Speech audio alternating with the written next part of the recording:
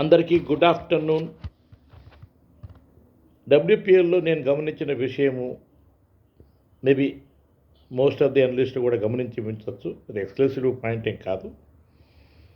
Toss గెలిచి irrespective of the opponent మరి ground nature study చేసి పిచ్ రిపోర్ట్ తీసుకున్నాక డిసైడ్ చేస్తున్నారో తెలియదు, కానీ టాస్ గెలిచి ఫీల్డింగే ఎన్నుకుంటున్నారండి ఇర్రెస్పెక్టివ్ ఆఫ్ ది అపోనెంట్. ఇవాళ కూడా 10వ match Mumbai Indians versus UP warriors DY Patil గ్రౌండ్లో మరి ఆఖరి మ్యాచ్. 11వ మ్యాచ్ తర్వాత రాత్రి మ్యాచ్ తర్వాత 12వ మ్యాచ్ నుంచి వదోదరాకి డబ్ల్యూపీఎల్ షిఫ్ట్ అవుతోంది. అక్కడ మరి కంటిన్యూ చేస్తారు. ఏది ఏమైనా ముంబై ఇండియన్స్ ఒక చక్కని బ్యాటింగ్ లైనప్ ఉన్న టీము ఎందుకు మరి ఫీల్డింగ్ ఎంచుకుంది అనే ప్రశ్న కూడా నేను వేస్తున్నాను. నిన్న చూసినట్టయితే RCB versus Gujarat Giants toss గెలిచి ఫీల్డింగ్ ఎంచుకుంది. మంచి బ్యాటింగ్ లైనప్ ఉన్న టీమ్స్ అండి. బ్యాటింగ్ అన్ని టీములు చాలా బాగా ఆడుతున్నాయని చెప్పాలి. ఓడిపోవడం అనేది సహజం, ఓడిపోవడం గెలవడం అనేది పార్ట్ ఆఫ్ ది గేమ్. అయినప్పటికీ నేను గుజరాత్ జైంట్స్ మాత్రము టాస్ గెలిచి బ్యాటింగ్ ఎన్నుకుంటే ఒక చక్కటి స్కోర్ సాధించేవారేమో అని నమ్ముతున్నాను. చేస్తూ 150 రన్లకి వాళ్ళు ఇన్నింగ్స్ సాధించారు. అయితే ఆర్సీబీ 182 రన్లు మరి సాధించి కెపాసిటీ 200 రన్లు పైన కొట్టే ఉన్నప్పటికీ 1 or 2 బ్యాట్స్మెన్ అవుట్ అవడం వల్ల వాళ్ళు 200 రన్లు సాధించలేకపోయారు. ఇవాళ ముంబై ఇండియన్స్ మరి టాస్ గెలిచి ఫీల్డింగ్ ఎంచుకుంది. యూపీ వారియర్స్ స్టడీగా ఆడి 185 రన్స్ పైన కొడితే మాత్రము ముంబై ఇండియన్స్ని వాళ్ళు కట్టడి చేయవచ్చు. ఇదే నేను నమ్ముతున్నాను. మ్యాచ్ ఇప్పుడే మొదలైంది.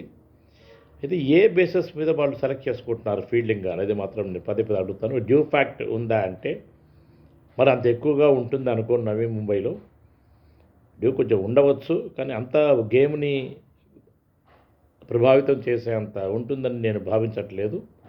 ఏది ఏమైనా అన్ని వైపులా అన్ని కండిషన్స్లో కనుక ఆడి ఆ స్కిల్ సెట్ డెవలప్ చేసుకుంటే చక్కటి ప్లేయర్లు బయటకు వస్తారు డబ్ల్యూపీఎల్ నుంచి అని నేను నమ్ముతాను. ఏది ఏమైనా skill set point of view రకరకాల ఎండ ఇప్పుడు ఉంది కాబట్టి ఇప్పుడు వాళ్ళు బ్యాటింగ్ ఆడి అధిక రన్లు సాధించి ముంబై ఇండియన్స్ వాళ్ళని కట్టడి చేస్తారేమో అని భావించాను. అయితే టాస్ గెలిచి ముంబై ఇండియన్స్ మరి ఫీల్డింగ్ ఎంచుకుంది. యూపీ వారియర్స్ బ్యాటింగ్ ఆడుతున్నారు. డ్రై పిచ్, మంచి బౌన్స్ ఉంటుంది. ఇది నేను గమనించింది. ఇంకా మోస్ట్ ఆఫ్ ది షాట్స్ మీరు చూసినట్టయితే across the ball ఆడుతున్నారండి.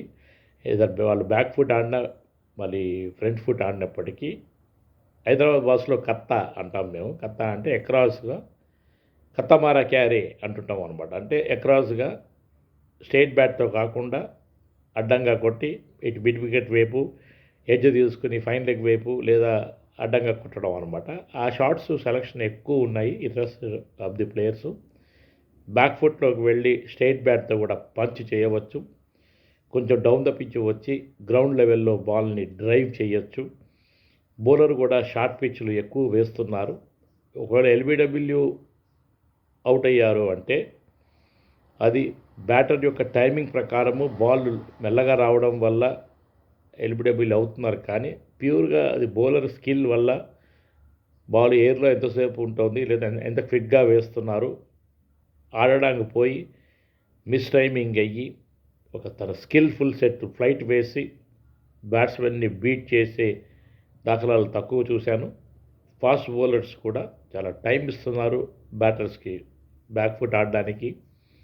Selection of shots చూసినట్టయితే మోస్ట్ ఆఫ్ ది బ్యాటర్సు ఇటు లేట్ కట్ చేయడం కానీ స్క్వేర్ కట్ కట్టడం కానీ బాల్ని మిడ్ ఆఫ్ మించి ఎత్తి కొట్టడం కానీ అవి షాట్స్ ఉన్నప్పటికీ మోస్ట్ ఆఫ్ ది షాట్స్ మాత్రము ఇటు మిడ్ వికెట్ వైపు మిడ్ ఆన్ వైపు అడ్డంగా బ్యాట్ని పట్టుకుని ఫైన్ లెగ్ వైపు కూర్చొని టైమింగ్ బాల్ దొరుకుతుందన్నమాట.